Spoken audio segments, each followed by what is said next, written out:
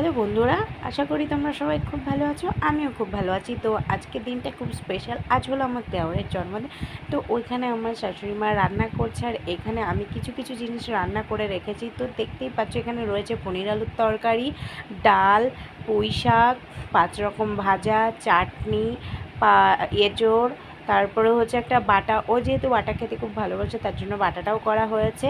আর হচ্ছে ওদিকে রয়েছে সুজির হালুয়া, আর দই, মিষ্টি, ঠান্ডা, এগুলো সব আনা রয়েছে। তো তোমাদের আমি এক এক করে সব কিছুই দেখিয়ে দিলাম। তারপরে আর এবার ওর জন্য আমার ছেলেকে বলতে হয়েছে যে আমার দেওরের জন্মদিন, তার মানে মামাকেও খেতে দিতে হবে। তো ওকেও আমি এই যে থালাটা সাজিয়ে দিলাম, এটা ও খাবে।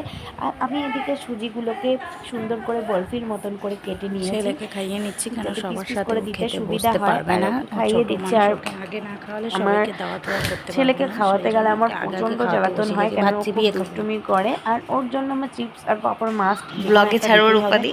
আর এদিকে আমার যা চলে এসেছে, যাই ছেলেকে খাওয়ানোর জন্য। মোবাইল ছাড়া কিছুই চেনে না, ওকেও মোবাইল দেখিয়ে খাওয়াতে হয়। তো আমি আমার ছেলেকে মোবাইল দিই না খাওয়ার সময়।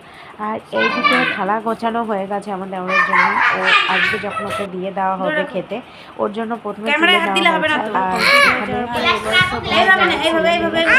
চলে এসেছে, তো ওদেরকে খাওয়া দিচ্ছি। দেখতেই পাচ্ছ ক্যামেরাটা এত পরিমাণে না হচ্ছে যে আমি ভিডিওটা করতে প্রচণ্ড পরিমাণে প্রবলেম হচ্ছে। আর যদি পাশে এরকম 2-1 পিস থাকে তো কোনো কথাই হবে না।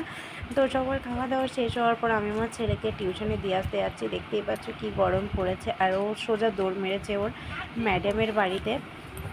তো এটাই ওর কর্ম রোজগারের, ও রোজ দৌড়ে দৌড়ে যাবে। আর আমি পড়তে টড়তে দিয়ে আসার পর আমি আনতে যাচ্ছি না ভাইকে। তারপর আমি আবার যাই ছেলেকে নিয়ে আনতে চলে যাচ্ছি ওর কাছে, মানে আমার ভাইকে আনতে যাচ্ছি না, কত তাগিদা। দেখো একা একাই আনতে যাচ্ছি না, একই রকম, মানে আমার জায়ের ছেলে আর আমার ছেলে একই রকম। মানে এই রাস্তাটা দিয়ে যেতে গেলে ওদের দৌড়টা আগে আসবেই। চলো আগে দেখাই তোমাদের স্ট্রবেরি গাছ। এটা এরকম সাদা কানাটা পাকেনি পুরো, ওদের বাড়িতে আছে ও স্ট্রবেরি গাছ। এটা তো টকটকে হয়ে রয়েছে। এইটা পোকায় খেয়ে নিচ্ছে না, পচে যাচ্ছে। লোভ সামলাতে না পেরে একটা ছিঁড়েই নিয়েছি। নেওয়ার পচে যাচ্ছে কেন? ওইটা ওখানে বাবা ছিড়বি না। আর আমার তোমাকে আবার পরে আসলে ওদিকে টিভি চলছে, টিভি দেখতে। আর এইদিকে যে বাড়ি আসার পরে ওর হাত পাটা মুছিয়ে টিভি দেখতে বসিয়ে দিয়েছি, কেননা ও প্রচণ্ড পরিমাণে ঘামায়, তাই ওকে ফ্যানের নিচে বসিয়ে রেখেছি। আর এদিকে সন্ধে হয়ে গেছে, তাই মা সন্ধেটা দিয়ে দিচ্ছে আর আমি ওকে নিয়ে এখানে বসে রয়েছি। তারপরে দেখতেই পাচ্ছ ওর এখন পরীক্ষা চলছে, তাই ওর বাড়িতে হোমওয়ার্ক দিয়েছে ম্যাডাম, সেটা করছে। জানি ওর হাতের লেখাটা কেমন, জানি না ওর হাতের লেখা কেমন হবে বড় হলে, কি বলবো বলো, কেমন হবে সেটা জানি না। বাচ্চা মানুষ এখন অবধি তো সবকিছু ঠিক আছে। এই যে ভোলা ভোলা ছেলে হয়ে রয়েছে, কেঁদে কেটে একাকার করে দিয়েছে, সেটা তো বলা যায় না। তো চলো না, মা বাবারাই চাই তার ছেলে মেয়েটা ভালো হোক, সেই হিসেবেই গাইড করে। এবার ওপরওয়ালা জানে কেমন হবে।